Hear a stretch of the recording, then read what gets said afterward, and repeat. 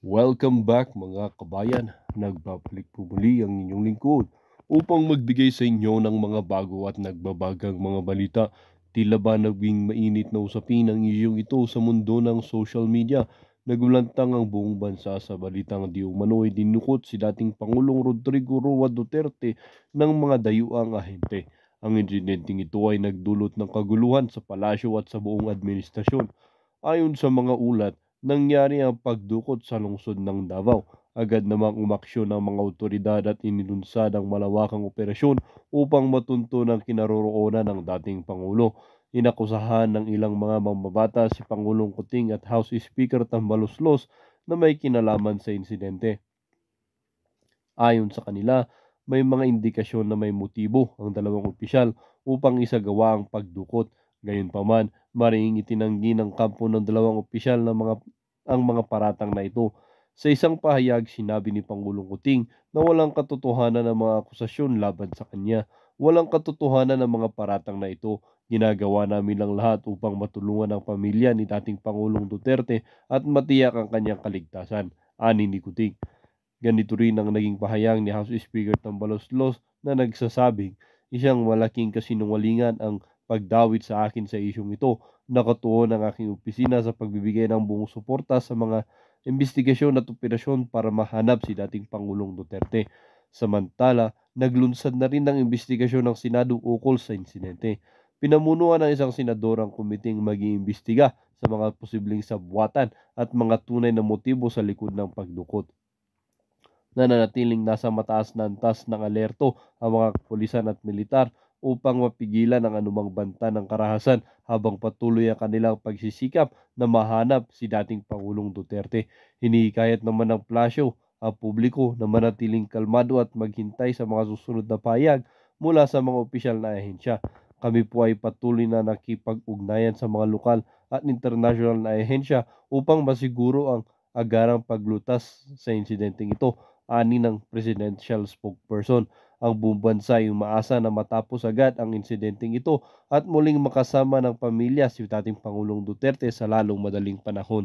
Well, para nga sa buong impormasyon ay panoorin na lamang ang buong video. At kung bago ka pa lamang sa aking channel, huwag kakalimutang mag-subscribe, pindutin ang notification bell at piliin ang all upang laging maging updated sa mga bago at nagbabagang mga balita.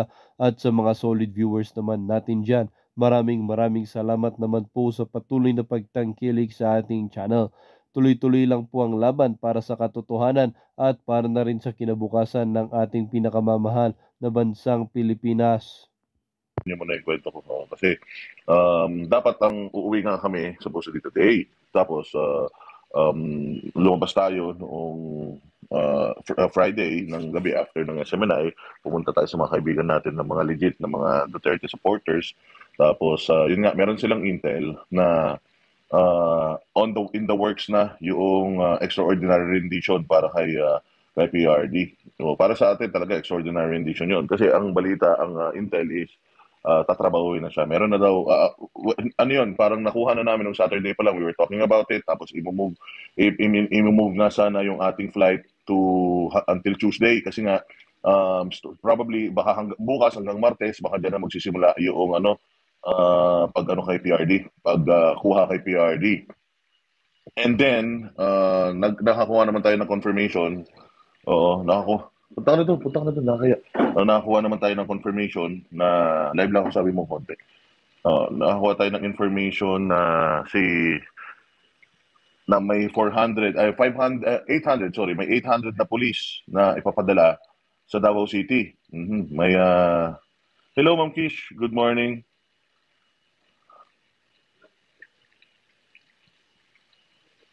Ayan, Black Spider, sabi niya meron daw mga nahuling pogo-pogo sa boss ng pogo sa bahay ni Atty. Roque. Anyways, that's not my concern. That's Atty. Harry Roque's problem. He's a lawyer, so he knows what he's doing and he knows what to do. Ayun, dito muna tayo sa 800 na police na planong ipadala dito coming from Region 10 daw and Region 12, papadala dito sa Davao kasi meron na daw 10 FBI agents na nandito ngayon na nag-aantay na lang na mag-mobilize, kukunin daw nila si PRD or may plano na kunin si PRD. So ngayon, iniisip natin bakit FBI?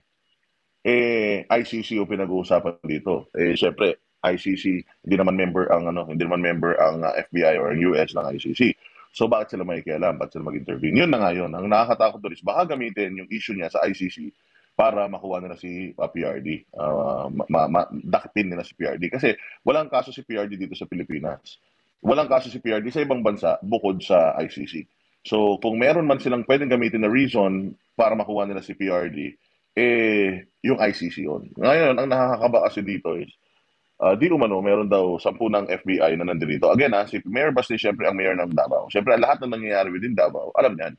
So, meron na nga silang intel na nakuha na gano'n. Ngayon, ang problema natin dito mga bossing kasi, nung pumutok itong issue na to, nung na-open tong usapan namin na to, tinanong namin kung ano ang feel ni PRD. Medyo nalungkot ako. Nalungkot ako ng sobra. Oo. Kasi parang ang sinasabi nung mga kausap natin, mukhang gustong magpahuli ni PRD kasi ayaw daw niya ng gulo. Oh, sabi niya kasi 'di ba noon sinasabi ni PRD nalalaban ako, hindi ako magpapahuli ng buhay, 'di ba? So syempre, si PRD considering na ayaw niya talaga ng gulo at may masaktan, sinabi niya noon, sabi nito, anong reason ng FBI hindi nila sakop ang batas? Ayun lang ang problema. Yun yung dapat hindi nila sakop yung batas. Kaya lang ang problema kasi natin dito mga bossing is hindi na yung hindi mo sakop ang batas bla bla bla. Dito sa Pilipinas lahat naman ng batas na nilalabag na nila di ba? So ano pang batas yung sinasabi ninyo hindi sakop ng batas and all. Lahat naman ng batas dito tinatarantado na nila. So lahat na nga ng bagay gagawin nila para lang makaano sila, para lang magawa nila yung mga gusto nilang mangyari o makuha nila yung gusto nilang makuha. But anyways, going back, si PRD daw magpapahuli. Pag inaresto daw si PRD, magpapa-aresto daw siya. Siyempre hindi naman papayag yung mga taga Davao. Siyempre hindi naman papayag yung family ni PRD kasi kumbaga dahil nga matanda na siya at ayaw niya ng gulo, magpapahuli na lang daw siya. Siyempre 'di ba hindi naman tayo papayag na gano'n. So ako, syempre, galit na galit ako nung nalaman ko yun. Kaya dapat mag-extend kami hanggang Tuesday kasi ayaw pa sana namin na ayaw, parang nakikiusap sila sa atin na kung pwede, dito muna kayo para at least ma-cover ninyo. Ma-cover ninyo kung halimbawa magkakaroon ng ganyan, magbabarikada tayo para hindi nila makuha si PRD. At least nandoon kayo mga banateros. Yun ang request nila. So kami naman, we're up for the challenge. Sabi namin, sige, go kami dyan. Mag-extend kami hanggang kailan nyo gusto. Tapos tumawag na rin ako sa SMNI. Sinabi ko na din sa kanila na baka po mag-extend kami kung sakali man yung programa natin na banatero sa SMNI. Sabi ko baka po pwede, mag-zoom na lang kami or magre-report na lang kami. Kung magkaroon man ng stand-off, magre-report na lang kami. Pumayag naman yung pamunuan ng SMNI at yun na nga, until last night, nakita na natin na lumabas na siya, mga bossing, lumabas na siya sa ni Basti Duterte. Kasi sinisikreto pa namin yun eh. Kasi yun nga katulad ng sinasabi ko sa inyo, kami mga banateros, when we have information, hindi namin yan basta-basta dinadivulge. We have that information nung nakaraang gabi pa, pero hindi namin nilalabas. Kasi syempre may respeto kami eh. Oo. May respeto kami sa mga Duterte at sa mga nagbibigay sa atin ng information. So, may mga nagsasabi naman na hindi daw siya papayag mahuli, pero may mga nagsasabi naman papahuli siya. And siguro, the fact na nilabas na ito ni Baste, sabi ko, kailangan na natin pag-usapan kasi si Baste na yung naglabas eh. Nagbigay na siya ng statement na mayroon 10 FBI na nandito sa atin ngayon. So, and alam naman natin, just recently, tumutunog-tunog ulit yung ICC. Wala kasi silang reason eh to do that. Wala silang reason para mag-deploy sila dito sa Pilipinas. Wala naman silang operations dito. Ang nakikita lang talaga natin is si PRD kasi si Pastor Apollo Kibuloy, matagal na nilang ino-operate, nagbabantay sila, pero wala naman silang nakikita eh. At yun nga, ayon sa intel nila dito sa Davao, ang target na daw this time is direkta na. Oo. Ang target is si PRD na. So yun yung mga bagay na talagang nakakalungkot dito sa mga nangyayari na to. Ang problema niyan kung ang FBI hindi makapag-ugnayan sa mayor kasi nasa likod nila ang president. Well, I don't want to speculate, pero kayo nang bahala mag-speculate kung ano yung sa tingin niyo mga nangyayari dito. Basta, ang punto dito, mukhang may pattern ang sinasabi ng KOJC nung Friday, sabi ni Banateros. Well, syempre, even KOJC, they have intels and also, syempre, PRD and yung grupo ni PRD, meron yan intel about what's happening here, especially in Davao. So, nakakalungkot lang. Syempre papayag ba tayo na si Tatay Digong natin, kukunin nila. Siyempre hindi, di ba? Ang masama niyan, baka kunin nila, tapos ilipad nila, diretso na nila kung saan man nila gusto i-diretso, wala na. yun ang malaking problema natin. Maraming mga ang hirap ng sitwasyon actually talaga ng mga Duterte sa ngayon. Kaya ngayon yung sinasabi ko eh. Yun ang sinasabi ko talaga na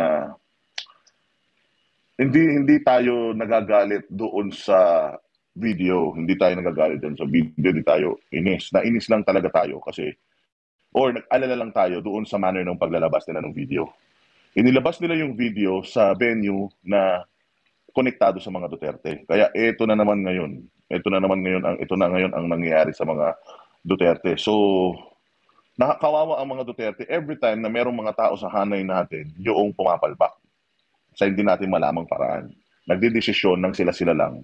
Tapos gamit or bit yung pangalan ng mga Duterte. Kaya yun yung talagang nakakalungkot sa lahat. Right after lumabas yung video na yan, nahugutan na si Inday Sara ng police. Kaya nga kino-question ni Basti Duterte yung paghugot ng security ni Inday Sara. And then may harassment na naman diyan sa KOJC. Oo, sabi nila, meron daw diyan mga SUVs na mga highway patrol group daw yung mga nakasakay ng walang mga plate numbers. Ayan, tapos so ito na naman, meron na daw 10 na mga ahente dito ng ibang bansa dito sa Pilipinas na nag-aantay lang. So di natin talaga alam kung ano nangyayari at kung ano yung mga mangyayari. Pero ayun na nga, ang intel nila isang target si PRD. Kaya hindi na rin nakatin si PRD kagabi sa maisog dyan sa Cagayan de Oro kasi isa rin sa reason. Baka mamaya paglabas niya or ma-intercept siya, yun ang mahirap eh. Kawawa talaga ang mga Duterte. Kaya talagang nananawagan tayo sa mga taga Davao na sana maging mapagmatyag kayo, huwag kayong papayag na babuyin yung syudad ninyo. At lalong-lalo huwag kayong papayag na na babuyin nila yung mga Duterte, lalong-lalo na dito sa lugar kung saan ito ay hawak at pinaganda at minahal ng mga Duterte. I know that Davaoenos really love the Dutertes. Di ba? So, kaya yun ang natin, yun lang naman ang ating gustong ibalita sa inyo. Matagal nilang hinilot ito. Nagsimula sila sa pagde-deploy ng napakaraming pulis dito, pagpapalit ng mga pulis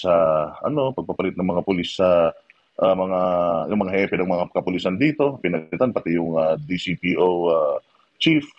So talagang inuunti-unti nila and yun yung mga intel na na-receive ng kampo ni PRD that shortcut na sila.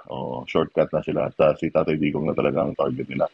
Siyempre, malungkot yun para sa atin considering na ang Tatay Digong natin, siya lang naman ang nagtrabaho ng maigi sa bayan natin. Siya lang naman ang talagang gumawa ng mabuti dito sa Pilipinas. And yet, ito pa yung kanilang mga ginagawa. So, kaya sana maintindihan nyo kami, lalo ng Banatero, sana maintindihan nyo kung bakit medyo yung paglalabas ng video na yon is medyo hindi namin talaga, medyo kinabahan kami talaga at medyo nag-react kami.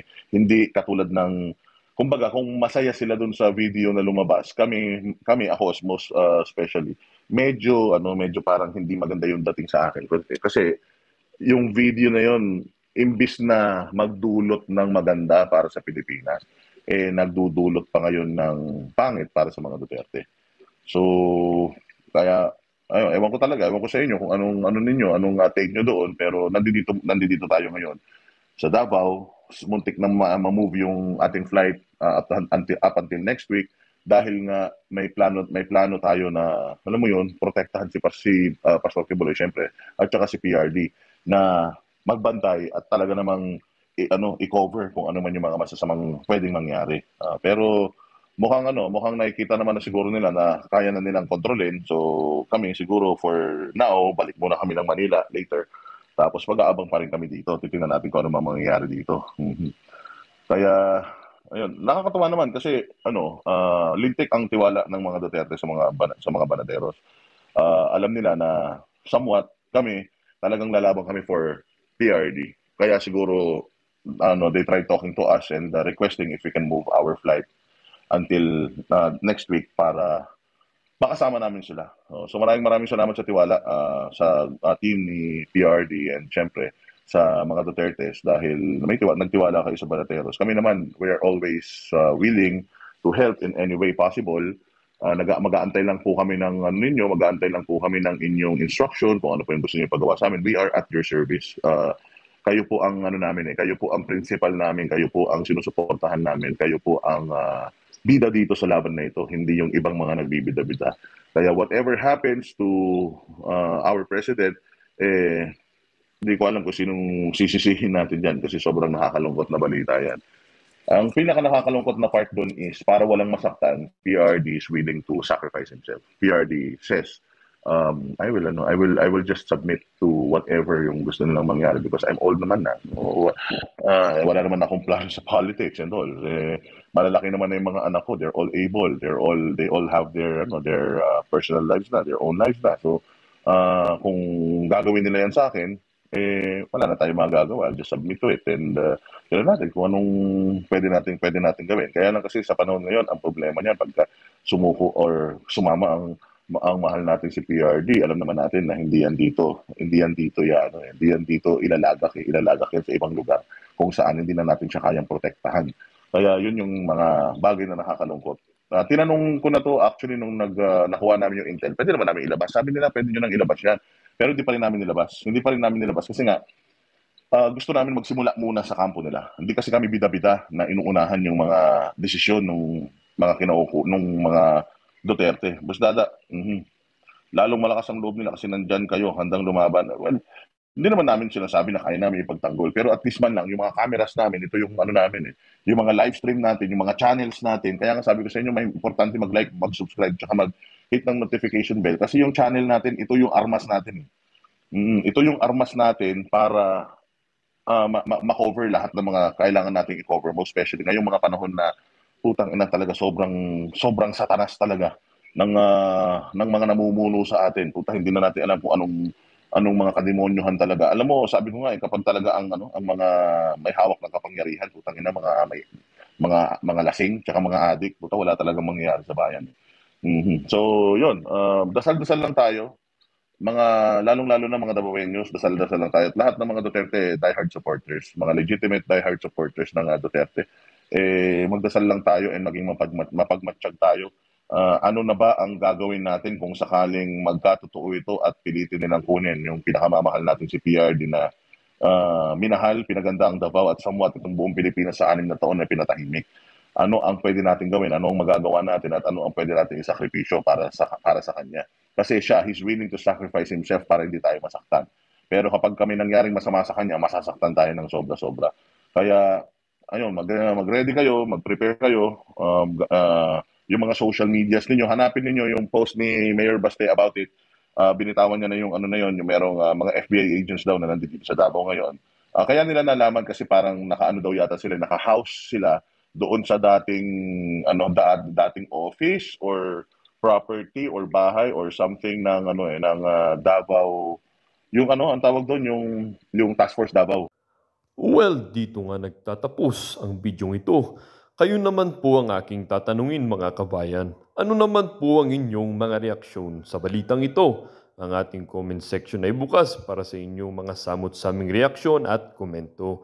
Lagi niyo pong tatandaan na bilang isang mamamayan ng bansang Pilipinas at bilang isang butante at bilang isang matapat na mamamayan na nagbabayad ng buwis dito sa bansang ito ay kailangan din natin magsalita at mag-react. Huwag kakalimutan, do not let your thoughts left unspoken. As citizen of this country, your thoughts matters. Muli po, kung bago ka pa lamang sa aking channel, huwag kakalimutang mag-subscribe at pindutin ang notification bell upang laging maging updated sa mga bago at nagbabagang mga balita. Huwag din kakalimutang mag-iwan ng like at i-share ang bidyong ito upang ang inyong pamilya, kaibigan at kakilala ay maging aware din sila sa kung anong nangyayari sa ating pinakamamahal na bansang Pilipinas.